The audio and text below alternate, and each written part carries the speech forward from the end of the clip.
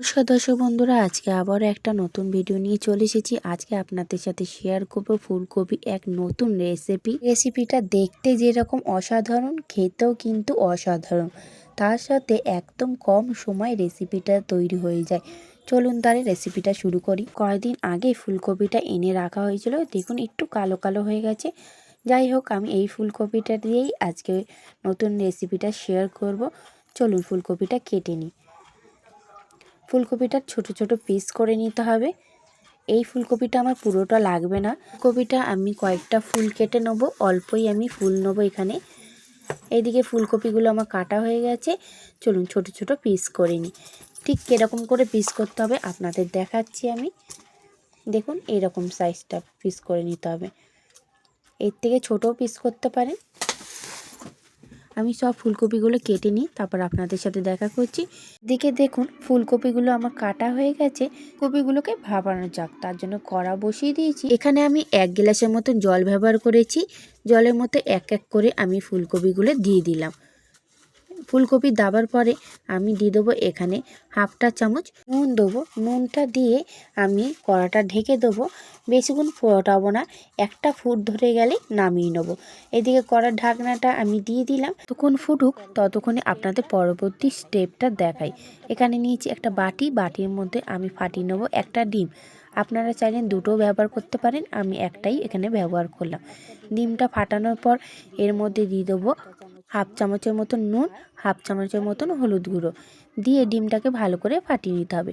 ডিমটা কি কাজে লাগবে অবশ্যই আপনারা পরে দেখতে পারবেন। এদিকে ডিমটা ফাটিয়ে নিয়েছি। ডিমটা একদিকে রেখে ফুলকপির তরকারির জন্য যে মশলাটা মেন সেটাই এখন করব। দিলাম ভাজা জিরে, 2 চামচের মতন জিরে ব্যবহার করেছি।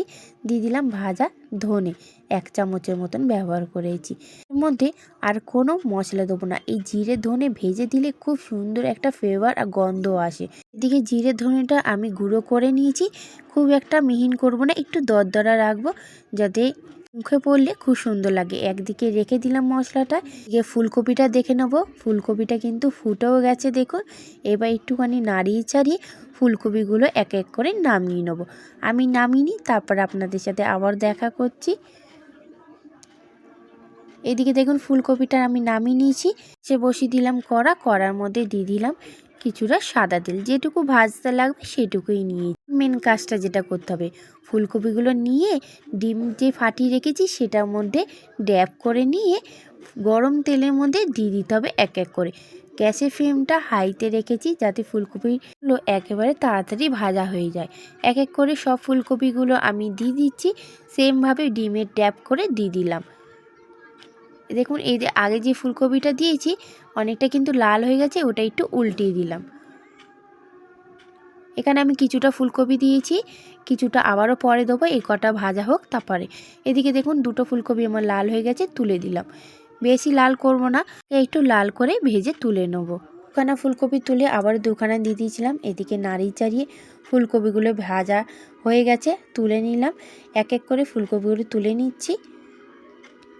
এদিকে আবারও কয়েকটা ফুলকপি ছিল, সেটা দিয়ে নাড়িয়ে চাড়িয়ে ভেজে তুলে নেব। এদিকে দেখুন আমি নাড়িয়ে চাড়িয়ে হালকা লাল করে ভেজে নিচ্ছি। আমি আপনাদের সব ফুলকপি ভেজে দেখাচ্ছি। এদিকে দেখুন আমার সব ফুলকপি ভাজা হয়ে গেছে। এদিকে গ্যাসে আমি একটা অন্য কড়া বসিয়ে দিয়ে দিলাম 4 চামচের মতন সর্ষের তেল। তেলটা গরম হয়ে গেলে দিয়ে দিতে হবে একটা শুকনো লঙ্কা, 2টো এলাচ, 2টো লবঙ্গ, 2টো দারচিনি, একটা তেজপাতা। একটু নাড়ি চাড়িয়ে দিয়ে দেবো মিডিয়াম সাইজে 3টে পেঁয়াজ ব্যবহার করেছি। তার থেকে অর্ধেক ভেজে নেবো আর অর্ধেক আমি পেস্ট করে নেবো। এদিকে নাড়ি চাড়িয়ে পেঁয়াজটা আমি ভেজে নিচ্ছি, হালকা ভাজবো, বেশি লাল করার দরকার নেই। এদিকে পেঁয়াজটা আমার ভাজা হয়ে গেছে। এবার মশলাটা দিয়ে দেবো। এখানে আমি মশলার মধ্যে দিয়েছি আদা, রসুন, পেঁয়াজ আর টমেটো পেস্ট। এখানে আমি 1 চামচ আদা, 1 চামচ রসুনের মতন ব্যবহার করেছি। কিছুটা জল দিয়ে দিলাম বাটিটা ধুয়ে। দিয়ে দিলাম স্বাদ অনুসারে নুন, 1 চামচ হলুদ গুঁড়ো, 2 চামচ লঙ্কার গুঁড়ো, যাতে একটু ঝাল হয়, ঝাল ঝাল করলে বেশি ভালো হবে। দিয়ে দিলাম যে মশলাটা তরকারির জন্য মাস্ট সেটা দিয়ে যে গুঁড়ো করে রেখেছিলাম জিরে আর ধনে, সেটাই দিয়ে দিলাম। দিয়ে নাড়িয়ে চাড়িয়ে কষিয়ে নিতে হবে ভালো করে। এই সময় গ্যাসের ফ্লেমটা একদম মিডিয়ামে রেখেছি, যাতে তরকারির টেস্টটা দ্বিগুণ হয়। কষানোর ওপরে কিন্তু পুরোপুরি তরকারিটা নির্ভর করে যে তরকারির টেস্টটা কেমন হবে। এদিকে মিডিয়াম আঁচে আমি কিন্তু কষিয়ে নিচ্ছি। তার জন্য আমার চ্যানেলে নতুন বন্ধু, পুরনো বন্ধু সবাইকে স্বাগতম। এই ভিডিওটা আপনাদের যদি ভালো লেগে থাকে অবশ্যই আমার চ্যানেলে গিয়ে দেখতে পারেন। আমি খুব কম উপকরণ দিয়ে রেসিপি বানাই। এদিকে দেখুন কথা বলতে বলতে অনেকটা কিন্তু কষানো হয়ে গেছে।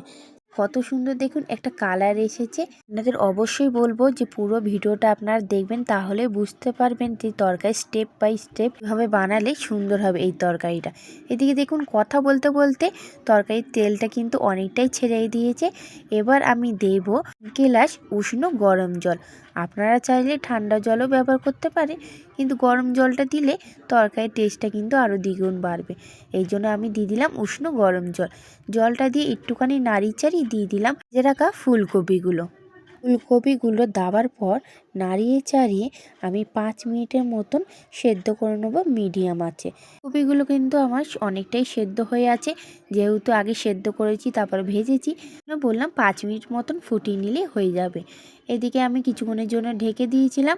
5 মিনিট পর আবারও খুলেছি। দেখুন এবার কিন্তু অনেকটাই জলটা শুকিয়েও গেছে আর তরকারিটাও হয়ে গেছে। তরকারিটা ঠান্ডা হওয়ার পর আমি দিয়ে দিয়েছিলাম কিছুটা ধনেপাতা, যাতে ধনেপাতার ফ্লেভারটা মুখে আসে, যাতে একটুখানি খাওয়ার সময় ধনেপাতাটা মুখে লাগে, তাই একটু ঠান্ডা হবার পর দিয়েছিলাম। নাড়ি চাড়িয়ে নামিয়ে নিয়েছি। এদিকে রেডি হয়ে গেছে নতুন স্টাইলে ফুলকপির তরকারি। খেতে কিন্তু খুবই সুন্দর হয়েছিল। ফুলকপি তো প্রায় শেষের পথে, অবশ্যই একবার এভাবে আমার মতন বানিয়ে দেখুন। আশা করছি আপনাদের অবশ্যই ভালো লাগবে। ভিডিওটা যদি আপনাদের ভালো লেগে থাকে অবশ্যই লাইক কমেন্ট করে দেবেন, আর যারা নতুন দেখছেন অবশ্যই একটু চ্যানেলটাকে সাবস্ক্রাইব করে দেবেন। ভিডিওটা পুরো দেখার জন্য অসংখ্য ধন্যবাদ।